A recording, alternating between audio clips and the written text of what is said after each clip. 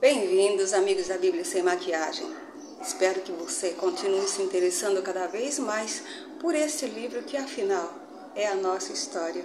E tal qual quanto a nossa história individual, também se modifica com ou sem a autorização de Deus.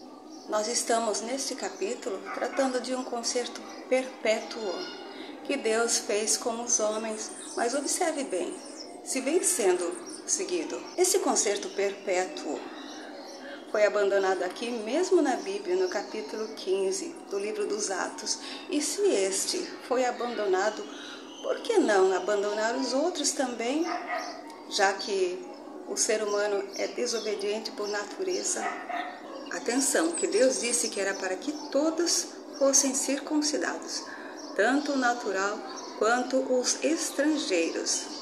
Mas aquelas ditas religiões que se apropriaram da Bíblia querem seguir apenas o que é vantajoso para elas. E assim, Deus vai ficando cada dia mais isolado nos seus princípios.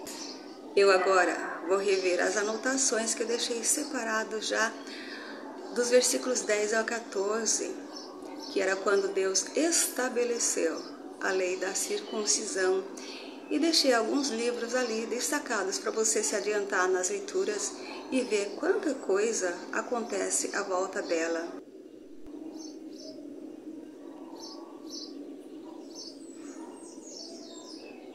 Então, Deus disse para guardar o concerto, nos versículos 9 e 10, não foi? Todos os concertos, estatutos, mandamentos, juízos que Deus deixou, Ele disse claramente, para sempre. Em Levítico 25:18, Ele diz com todas as letras, fazei os meus estatutos e guardai os meus juízos e fazei-os. Assim, habitareis seguros na terra. Então, qual é o propósito de Deus com todas essas leis, estatutos, juízos, concertos, mandamentos ou qualquer outro nome que se dê? Que a gente viva seguro na terra. Com esta finalidade é que Ele deixou por escrito na Bíblia. E não há meio do homem entender. Olha a importância da circuncisão no princípio. No capítulo 34, Levi e Simeão usaram deste artifício para trapacear Siquém. Em 1 Samuel 18:25, Saul pediu 100 prepúcios dos filisteus a Davi como dote para casar com a filha dele. Fato que foi confirmado em 2 Samuel 3:14. Ninguém quis morrer pelas mãos dos incircuncisos, nem Saul, em 1 Samuel 31:4, nem Sansão, em Juízes 15:18. Mas uma leitura bem estranha é a que acontece no Êxodo 4, dos versículos 24 ao 26. Depois você lê e me diz como entendeu, ok? Ainda no Êxodo 12:48, quando Deus está falando com Moisés e Arão sobre a ordenança da Páscoa, Ele deixa bem explicadinho. Se algum estrangeiro se hospedar contigo e quiser celebrar a Páscoa ao Senhor, seja-lhe circuncidado todo macho. Exatamente o que ele está combinando aqui com Abraão.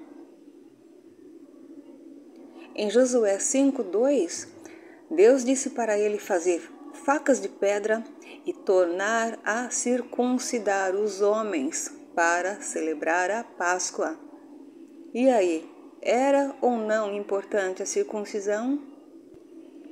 Então, quem deu autorização aos apóstolos de quebrar este pacto em Atos 15, alegando que estariam tentando a Deus, colocando sobre a serviço dos discípulos um jugo que nem eles, nem seus pais poderiam suportar? Pedro disse isso plagiando erroneamente o que Jesus disse em Mateus 23:4, numa situação que não tinha nada a ver com a circuncisão. E como pode ser isso se foi o próprio Deus quem instituiu a circuncisão, e com Abraão, não com Moisés, como eles alegam. E todos eles eram circuncidados, afinal. E qual é a alternativa que eles deixaram? Fimose e outras doenças que podem atingir o homem através daí. Deus disse para circuncidar o menino aos 8 dias. Abraão já tinha 100 anos. Imagina a dor que ele teve que suportar. Se Deus mandou, é para obedecer e seguir, porque Ele sabe o que é melhor para nós. Olha a circuncisão que Deus ordenou aí. Novinho assim nem dói tanto, né? E depois ficou aquela confusão entre os da circuncisão, os da incircuncisão. Mesmo Paulo, que se prontificou a ser contra a circuncisão, circuncidou Timóteo em Atos 16:3, por causa dos judeus que estavam naqueles lugares. Tem cabimento? Veja bem o comportamento dele em Atos 21, dos versículos 21 ao 34, e a sua contradição em Gálatas 2:3, com os versículos 7 ao 9. E mais ainda no capítulo 5, versículos 2 e 3, comparando com o versículo 11. Como pode ele pregar a circuncisão se ele mesmo disse que o evangelho da incircuncisão estava confiado a ele? De volta ao Gálatas 2, nos versículos 11 e 12, ele mesmo diz que resistiu a Pedro na cara, porque Pedro comia com os gentios antes que alguns da parte de Tiago chegassem. Só que ele não acompanhou o chamado de Pedro em Atos 10, sendo que, aliás, o centurião Cornélio foi contactado pelo anjo de Deus para que Pedro fosse lá. Depois, no capítulo 11, dos versículos 1 ao 18, Pedro explicou direitinho o que aconteceu, mas pelo jeito não adiantou muito. E assim, a partir daí, o verdadeiro ministério de Jesus foi ficando cada vez mais distante. Lembra qual é o verdadeiro ministério de Jesus?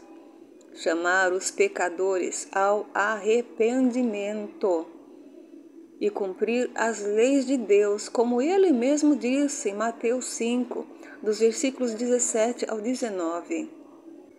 Qualquer que violar um destes menores mandamentos e assim ensinar os homens, será chamado o menor no reino de Deus. Aquele, porém, que os cumprir e ensinar, será chamado grande no reino de Deus. O que é que você acha de tudo isso? A Bíblia Sem Maquiagem volta logo com o início do capítulo 18. Até lá!